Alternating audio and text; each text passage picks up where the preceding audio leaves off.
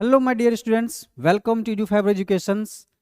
आज मैं आपके लिए स्पेशल एक बैच लेके आया हूं जो इस आपके लिए अलंकार के लिए है। ठीक है, ये अलंकार आपके ही कमेंट के तर्ज पर है। मैंने पिछले क्लास में जैसे बताया था कि अगर मैं पूरे अलंकार का एक सेपरेट क्लास लेकर के आऊँगा, और वो क्लास आज आपके लिए है जो स्पेशल अलंकार के लिए होगा। ठीक है, ये स्पेशल क्लास आपके लिए अलंकार के लिए होगा, जिसमें आपको बोर्ड एग्जाम में 4 से 5 नंबर आप अलंकार पढ़ के पक्के कर लोगे। ठीक है, तो आज का क्लास जो होने वाला है अलंकार का स्पेशल होने वाला है कि कितने अलंकार हैं, क्या क्या हमें पढ़ना है, और किस किस अलंकार से अधिकतर प्रश्न पूछे जाते हैं, बोर्ड एग्जाम में देखे जाते हैं।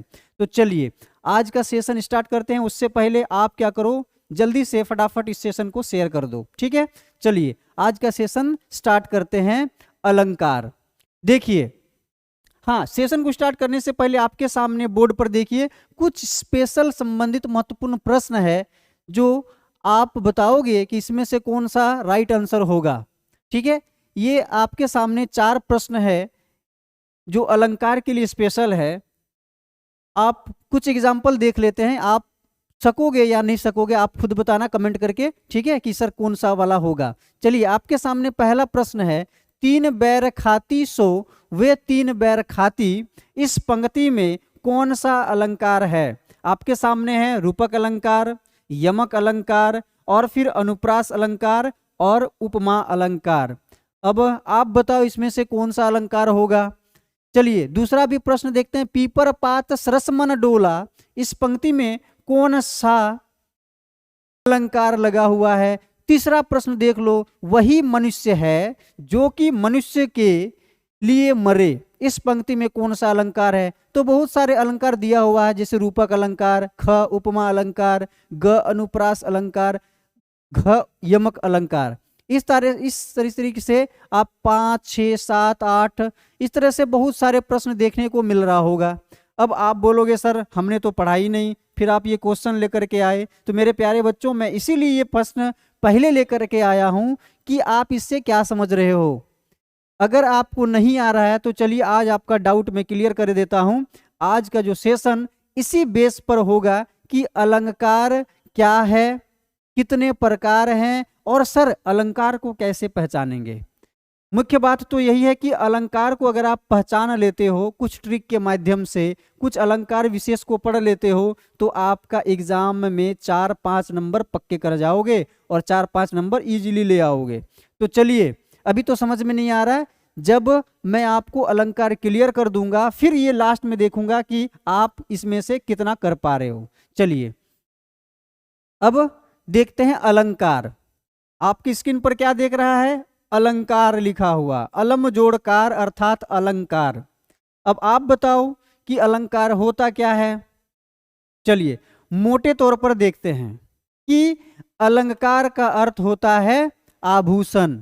अलंकार का अर्थ होता है आभूषण। मेरे प्यारे बच्चों, आपको शायद स्क्रीन पर दिख रहा होगा कि ये भी आभूषण है, मोतियों का माला है, सोने का माला है, जो आभूषण औरतें या लड़कियां अपने ऊपर धारण करती है, पहनती है। क्यों? अलंकार का अर्थ होता है आभूषण। क्या होता है?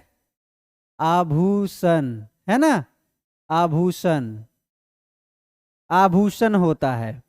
अब ये मोती का माला जब कोई स्त्री या कोई भी माला, कोई भी आभूषण हो, कोई स्त्री या महिलाएं या फिर बच्चियां या लड़कियां अगर धारण करती है तो वो बहुत ही खूबसूरत लगती है। इसका मतलब ये नहीं कि स्त्रियां खूबसूरत नहीं हैं, लड़कियां खूबसूरत नहीं हैं, खूबसूरत होती हैं, लेकिन ये आभूषण अगर और भी धारण कर ले तो वो पहले से भी और ज़्यादा खूबसूरत, शोभित, सौंदर्य बढ़ जाता है, उसमें 4 चांद लग जाता है।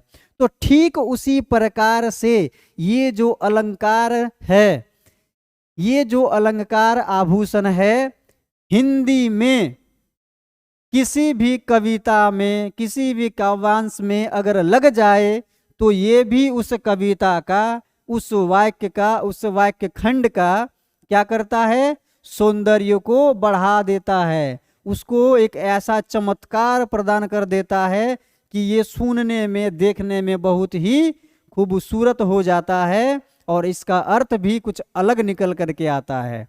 बस यही है अलंकार। सीधे तौर पर समझो कि अलंकार का अर्थ होता है आभूषण, और उसका संधि विच्छेद अलम जोड़कार अर्थात अलंकार। मेरे प्यारे बच्चों, अगर किसी भी हिंदी में, किसी भी साहित्य में, अगर किसी व्याकरण में, या फिर अगर बात करें किसी भी काव्यांश या खंड में, ठीक है, हिंदी की अगर शोभा बढ़ाए, उसको शोभित करे, तो उसमें अलंकार लगाया जाता है। एक स्त्री के भांति जिस तरह से आभूषण उसको पहनाया जाता है, ठीक उसी प्रकार हिंदी में भी अलंकार को दे करके उसकी शोभा को बढ़ाया जाता है। अब आप बोलोगे सर अलंकार कितने प्रकार के हैं? वेट करो, मैं बता रहा हूं। चलिए, एक्चुअली हिंदी में मुख्य रूप से 7 अलंकार होते हैं। कितने कितने अलंकार होते हैं हिंदी में? चलिए, हिंदी में मुख्य रूप से 7 अलंकार होते हैं। कितने? 7 अलंकार। हिंदी में मुख्यतः 7 अलंकार हैं। और वो अलंकार क्या क्या हैं मैं आपको बता रहा हूं। ये 7 अलंकार, पहला अलंकार, चलिए, अनुप्रास अलंकार। अनुप्रास अलंकार क्या है? पहला अनुप्रास अलंकार। दूसरा अलंकार होगा आपका उपमा। उपमा अलंकार आपने अक्सर पढ़ा होगा। तीसरा क्या होगा? यमक अलंकार। चौथा क्या होगा? अतिशयोक्ति। अतिशयोक्ति अलंकार। अतिशयोक्ति अलंकार इधर लिख देता हूं, ठीक है। पांचवा क्या होगा? रूपक अलंकार। रूपक अलंकार। छठा क्या होगा? श्लेष अलंकार। लौ है, ठीक है, श्लेष अलंकार। और सातवां जो होगा उत्प्रेरित अलंकार। उत्प्रेरित अलंकार। ये 7 अलंकार है जो आपको पढ़ने हैं। अब आप बोलोगे सर समय कम बचा, इतने सारे अलंकार को कैसे कर लूं? तो मेरे प्यारे बच्चों, आप डरो नहीं। आप क्या करो, एग्जाम के तर्ज पर जो अभी समय कम बचा हुआ है, और जो इसमें से 7 में से सबसे इंपॉर्टेंट अलंकार मैं आपको छांट के बता देता हूं कि आपको पढ़ना क्या है। किस अलंकार को पढ़ने से आपको कम समय में 4-5 अंक पक्के कर जाओगे एग्जाम में। तो आपको अभी एग्जाम स्ट्रेटेजी अपनाना है और इस तैयारी करना है। तो आपको अभी क्या करना है कि पूरे के पूरे नहीं पढ़ना है। मैं आपको अभी 4 बता देता हूं जो मुख्य रूप से हिंदी में अक्सर देखने को मिलता है, और यही अलंकार हमेशा एग्जाम में पूछे जाते हैं। और वो एग्जाम में जो पूछने वाले अलंकार है, मैं आपको चिन्हित कर देता हूं। आपको ये 4 बता दूंगा मैं आपको, ये 4 करके जाओगे और 4-5 नंबर पक्के कर लोगे। तो आपको क्या करना है? आपको क्या करना है कि एग्जाम को ध्यान में रखते हुए और कम समय को ध्यान में रखते हुए आपको 4 प्रश्न, 4 जो अलंकार है वो आपको अभी कर जाना है। देखिए, पहला जो है आपको अनुप्रास पढ़ लेना है, अनुप्रास अलंकार। दूसरा इंपॉर्टेंट उपमा अलंकार, और तीसरा जो है यमक अलंकार, और चौथा जो है आपका अतिशयोक्ति अलंकार। अगर ये 4 पढ़ लेते हो, अगर बढ़िया से समझ लेते हो, तो यही 4 जो अलंकार है सबसे अधिक प्रश्न पूछा जाता है इसी 4 अलंकार से। अगर बोलें तो हमारे लिए जो महत्वपूर्ण अलंकार है वो 4 हैं। एक अनुप्रास अलंकार, दूसरा उपमा, तीसरा यमक और चौथा अतिशयोक्ति अलंकार। ठीक है, तो आइए हम लोग देखते हैं सबसे पहले कि इसे पहचाने कैसे, है ना। चलिए, इसे पहचानेंगे कैसे कि ये कौन सा अलंकार है। देखिए, सबसे पहले हमें क्या पढ़ना है? अनुप्रास अलंकार। क्या पढ़ना है? अनुप्रास अलंकार। यहां देखिए, आपको जो है इसका मैं क्या करता हूं, संधि विच्छेद कर देता हूं। अनु जोड़ प्रास, अनु जोड़ प्रास, अनु जोड़ प्रास अर्थात अनुप्रास, है ना। अनु जोड़ प्रास अर्थात अनुप्रास अलंकार, है ना।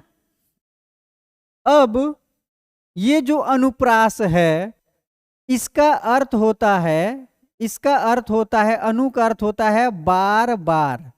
क्या होता है? बार बार। और प्रास का अर्थ होता है वर्ण। क्या होता है? वर्ण। और जो अलंकार है वो तो है ही। तो अनु जोड़ प्रास, अनु जोड़ प्रास अर्थात अनुप्रास, यानी अनु का अर्थ हो गया बार बार और प्रास का अर्थ हो गया वर्ण। अर्थात जो वर्ण बार बार आए, रिपीट होए, उसे हम अनुप्रास अलंकार कहेंगे। ठीक है। यानी जब किसी वर्ण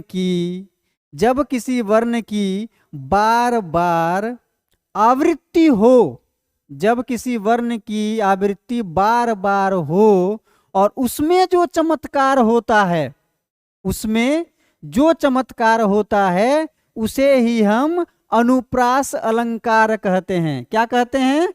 अनुप्रास अलंकार कहते हैं। अब जैसे उदाहरण देखते हैं एक,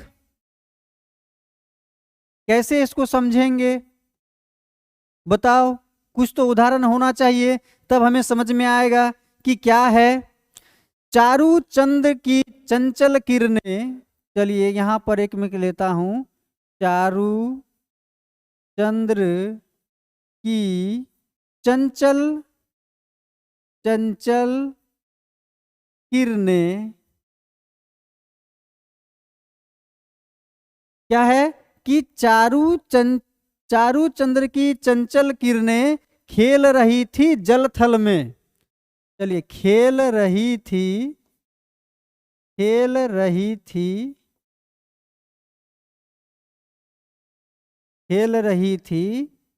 जल थल में। अब आप समझोगे कि ये कैसे हुआ, किस यहां पर वर्ण की आवृत्ति बार बार हो रही है।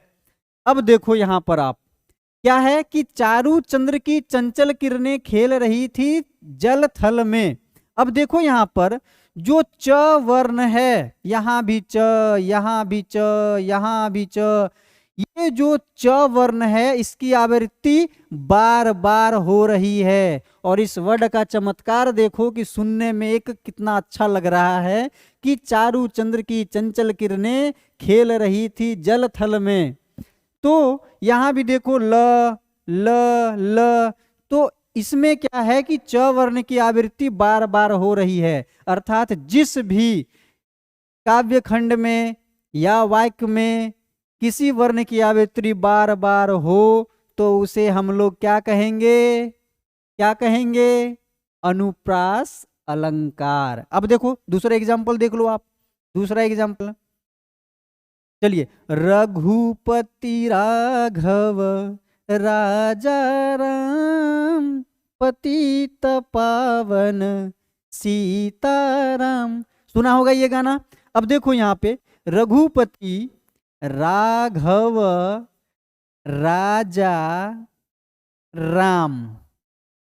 अब आप बताओ मेरे प्यारे बच्चों, इसमें क्या है? र र र र, सब में क्या आ रहा है? र। अर्थात यहाँ पे र की आवृत्ति बार बार आ रहा है। अर्थात ये क्या हो जाएगा? अनुप्रास अलंकार। गुड, जी हाँ, क्या होगा? अनुप्रास अलंकार। यानी रघुपति राघव राजा राम, र की आवृत्ति बार बार आ रहा है, तो यहाँ पर अनुप्रास अलंकार होंगे। ठीक है, इस प्रकार से हम समझ सकते हैं कि देखेंगे कि कौन बार बार आ रहा है, कौन बार बार नहीं आ रहा है, और हम समझ जाएंगे कि ये अनुप्रास अलंकार है। चलिए नेक्स्ट देखते हैं। नेक्स्ट आपके सामने दूसरा अलंकार क्या है? उपमा अलंकार। क्या है? उपमा अलंकार। सबसे पहले उपमा का अर्थ हमें समझना होगा। उपमा का अर्थ होता है तुलना। ठीक है, क्या होता है? तुलना। क्या होता है? तुलना।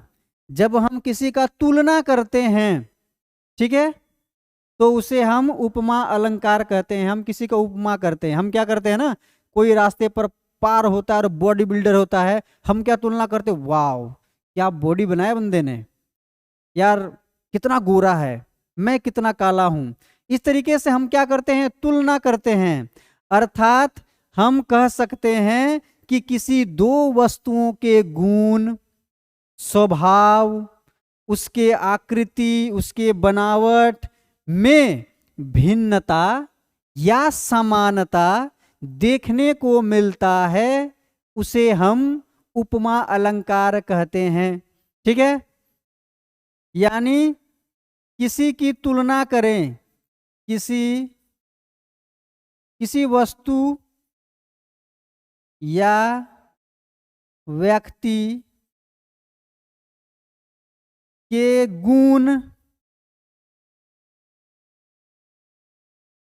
गुण, स्वभाव या आकृति,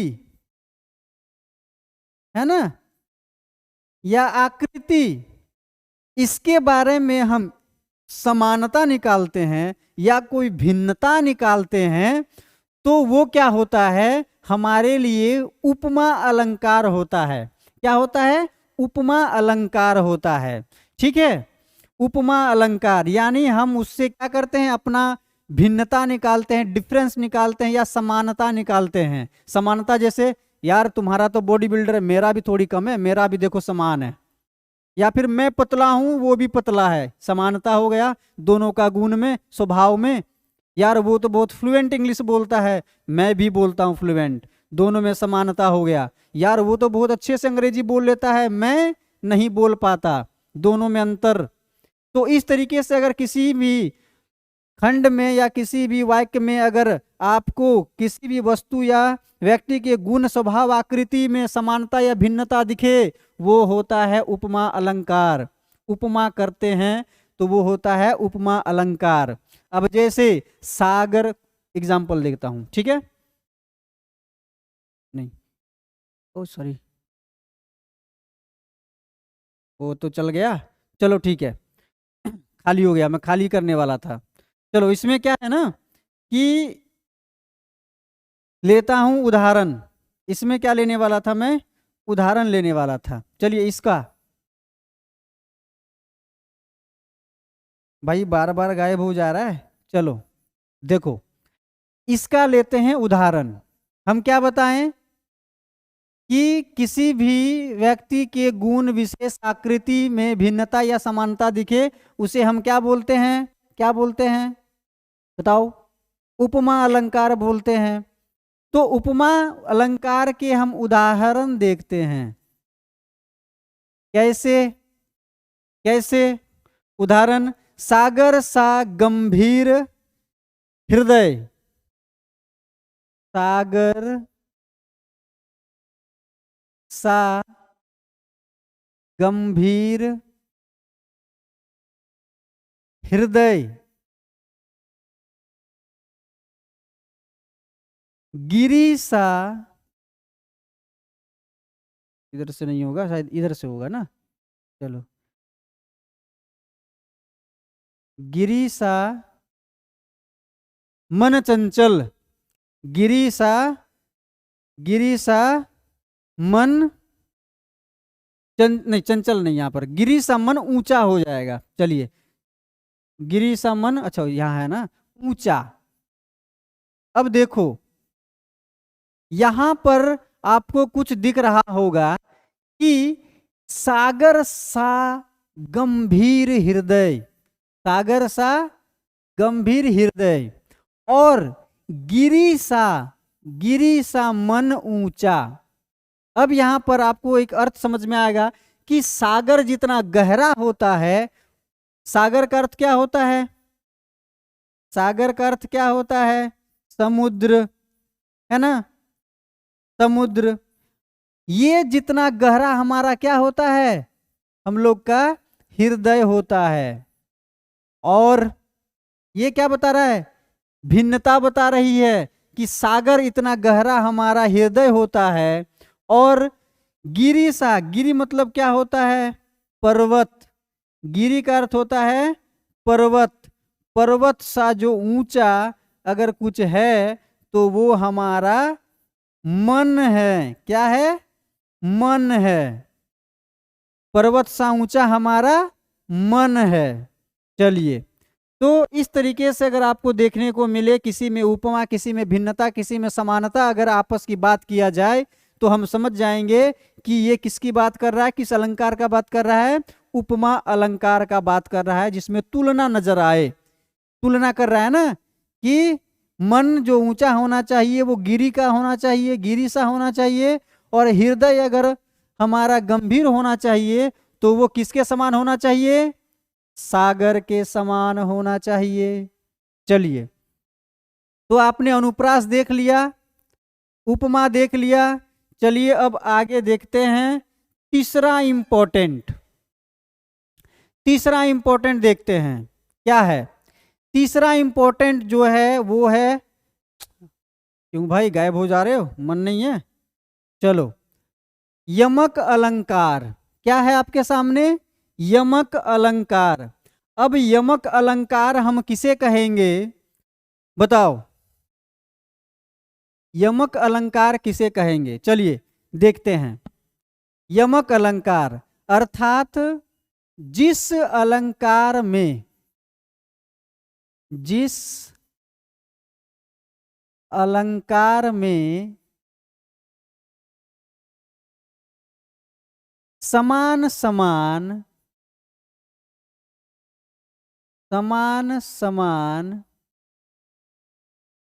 शब्दों के अर्थ, समान शब्दों के अर्थ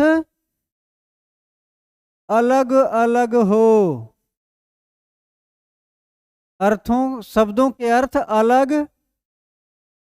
अलग अलग हो, है ना। अब क्या होगा कि एक ऐसा वाक्य होगा जिसमें आपको क्या नजर आएगा कि वर्ड तो सेम है, लेकिन उसका अगर अर्थ की बात करें वो आपको अलग अलग निकलेगा। अब जैसे मैं एक एग्जांपल देता हूं, बहुत ही सरल एग्जांपल। अब जैसे कि अगर आप बोलते हो किसी बच्चे को, क्या करते हो गुमराह करने के लिए, बच्चे आप बताओ डेट का मीनिंग क्या होता है? बोलता है सर दिनांक। बोला नहीं, गलत। बोला सर दिनांक होता है। कोई बोलता नहीं सर खजूर। अब देखो यहां पर ये भी डेट है, ये भी डेट है, लेकिन इसका अर्थ अलग अलग है, अलग अलग वाक्यों के अनुसार। अगर पूछा जाए बेटा कल कौन सा डेट होगा, आप बोलोगे सर इतना तारीख, इतना डे, इतना जो होता है, समय बता देते हो कि सर इतना इतना कल होने वाला है। आप बोलते हो बेटा आप कल कौन सा फल खाने वाले हो, मुझे डेट पसंद है, मैं डेट खाऊंगा, खजूर खाऊंगा। तो ठीक उसी प्रकार से यमक अलंकार में अलग अलग अर्थों में आवृत्ति देखने को मिले, उसे क्या कहते हैं? यमक अलंकार कहते हैं। अब जैसे एक एग्जांपल लेता हूं आपको दिखाने के लिए, को मिटाता हूं डेट को। चलिए देखते हैं कि क्या है वो। कनक कनक, चलिए लेता हूं आपके सामने कि एक ऐसा एग्जाम्पल जिसमें हम समझेंगे कि इसका अर्थ के वर्ड सेम है, शब्द सेम है, अर्थ अलग अलग कैसे होता है। ठीक है। कनक कनक ते 100 गुनी, चलिए देखिए एग्जाम्पल इसका, उदाहरण से समझिएगा। कनक कनक ते 100 गुनी, कनक कनक ते 100 गुनी मादकता अधिकाय, मादकता मादकता अधिकाय, मादकता अधिकाय, जो खाए बौरायत नर, जो खाए बौरायत नर, जो पाए, ओ सॉरी नर होगा यहाँ पे, ठीक है, क्या है यहाँ पे नर होगा, ठीक है। चलिए हाँ, कनक कनक ते 100 गुनी मादकता अधिकाय, जो खाए बौरायत नर, जो पाए बौराय, जो पाए बौराय। अब यहां पर कितना अच्छा दिया हुआ है कि कनक कनक ते 100 गुनी मादकता अधिकाय, जो पाए बौरायत नर, जो पाए, जो खाए बौरायत नर और जो पाए बौराय। यहां आपको एक वर्ड दिख रहा होगा कनक और कनक, ये दो आपको दिख रहा है कनक और कनक।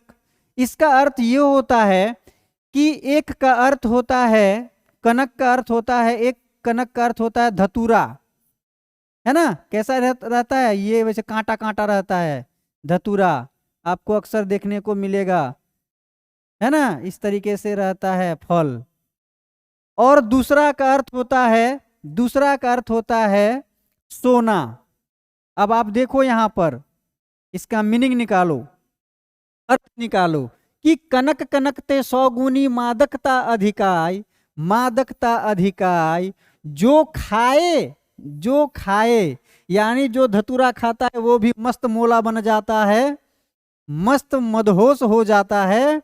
और नर जो पाए बौराए, यानी जिसको सोना मिल जाता है, यहाँ कनक का अर्थ हो गया सोना, और जिसको सोना मिल जाए वो भी बौरा जाता है, मदहोश हो जाता है कि भाई मुझे तो सोना मिला है। तो यहाँ जो आपने कनक कनक अर्थ देखा, शब्द देखा, इसका अर्थ अलग अलग आ रहा है। अर्थात इस तरह के शब्द अगर देखने को मिल जाए जिसका अर्थ अलग अलग आए, समझ जाना कि वो यमक अलंकार होगा। समझ में आ रहा है कौन सा अलंकार होगा? यमक अलंकार होगा। चलिए अगला जो सबसे इंपॉर्टेंट प्रश्न है मेरा, अतिशयोक्ति अलंकार दिख रहा होगा। अच्छा चलिए इधर से, क्या है अतिशयोक्ति अलंकार? ये अतिशयोक्ति अलंकार हमारे लिए बहुत ही इंपॉर्टेंट है। अब बोलोगे सर कि ये अतिशयोक्ति अलंकार है क्या, है ना। तो जहां किसी बात का वर्णन अगर बढ़ा चढ़ाकर किया जाए, यहां लिखते हैं जहां किसी बात का वर्णन, किसी बात का वर्णन बढ़ा चढ़ाकर किया जाए, बढ़ा चढ़ाकर किया जाए, बढ़ा चढ़ाकर प्रस्तुत किया जाए या किया जाए, चलिए मैं शॉर्टकट समझो, ठीक है। चलिए बात को समझो। देखिए जहां किसी बात का वर्णन अगर बढ़ा चढ़ाकर किया जाए यानी बढ़ चढ़कर किया जाए, वहां पर अतिशयोक्ति अलंकार होगा। बोलोगे सर कैसे? देखिए क्या होता है कि जब हम किसी के बारे में बढ़ा चढ़ाकर बोलते हैं, यानी होता इतना है लेकिन उसको हम लोग बढ़ा के बोलते हैं इतना, तो वहां पे अतिशयोक्ति अलंकार होगा।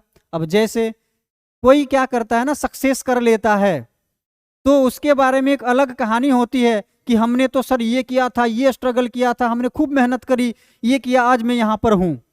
तो किसी भी अगर चीज को किसी भी के बारे में बढ़ा चढ़ाकर बोला जाए तो वहां पर अतिशयोक्ति अलंकार होता है। अर्थात छोटी बात को बड़ा किया जाए तो वहां पर अतिशयोक्ति अलंकार होता है। ठीक है मेरे डियर स्टूडेंट्स, समझ में आ रहा है आपको? यानी किसी को अगर हम बढ़ा चढ़ाकर बोलेंगे तो इतना समझ जाना कि वहां पर अतिशयोक्ति अलंकार होगा। अब अतिशयोक्ति अलंकार को कुछ एग्जाम्पल देख लेते हैं, यहां हटेगा नहीं, इसको मिटा लेते हैं। ठीक है, चलिए देखते हैं अतिशयोक्ति का हम लोग देखते हैं, यहां पे बता देता हूं। ठीक है, चलिए जब कोई मेहनत करता है या उसकी कहानी अलग होती है और जब वो सक्सेस कर जाता है तो उसमें कुछ ऐड कर दिया जाता है कि बंदे ने बहुत दिन रात मेहनत करी, उन्होंने इतना किया उतना किया। उसमें जो एक लाइन की कहानी होती है 10 लाइन में बना दिया जाता है। तो इसका एग्जाम्पल देखते हैं हम लोग। ठीक है, हनुमान के पूंछ में लगन न पाई आग, सारी लंका। हनुमान क्या है? हनुमान के पूंछ में